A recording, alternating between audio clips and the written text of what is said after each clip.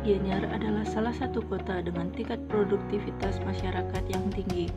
Penduduknya tidak hanya dari warga asli Gianyar, tetapi juga warga daerah luar yang memutuskan untuk pindah dan menetap di Gianyar. Pekerjaan menjadi salah satu alasan mengapa masyarakat luar Gianyar memutuskan untuk tinggal di kota Gianyar. Seiring dengan meningkatnya jumlah penduduk kota Gianyar, lahan pertanian dan peternakan di kota Gianyar mulai berkurang.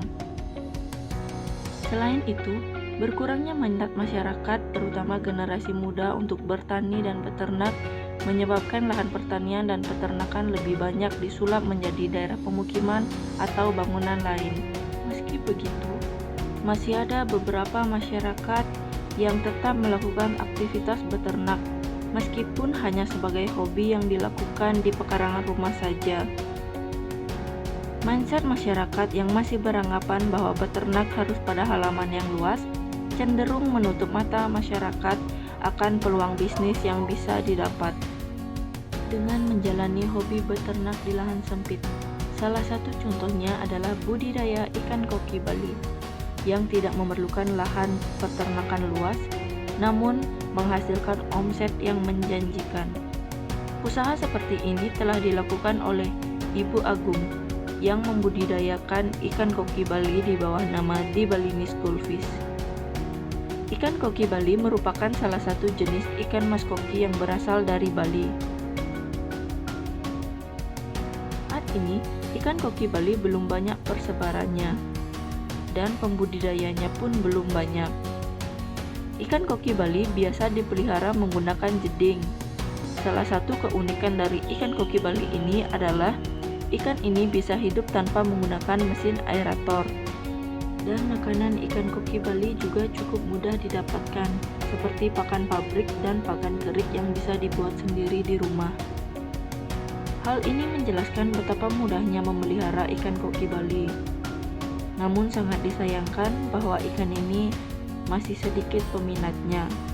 Hal ini dijelaskan oleh Ibu Agung yang merawat ikan koki Bali dari tahun 2018 di bawah nama Di Balini Schoolfish, bahwa proses budidaya ikan koki Bali sangatlah sederhana, di mana hal yang diperlukan yaitu tempat di ruangan terbuka dan terkena sinar matahari, wadah gerabah atau jeding, ganggang air, mesin aerator, dan batu aerator. Hal pertama yang harus dilakukan adalah menyiapkan wadah atau tempat berupa jeding, lalu masukkan air ke dalam jeding dan endapkan selama 1-2 hari.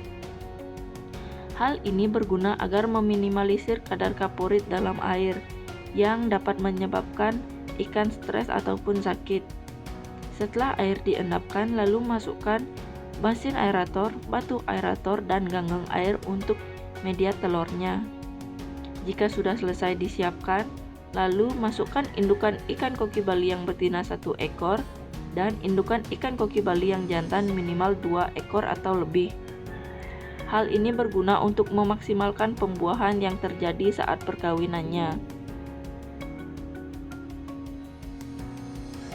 Menurut Bu Agung, keuntungan dari penjualan bibit ikan koki Bali yang berusia 1 bulan bisa mencapai 2-3 juta sekali panen.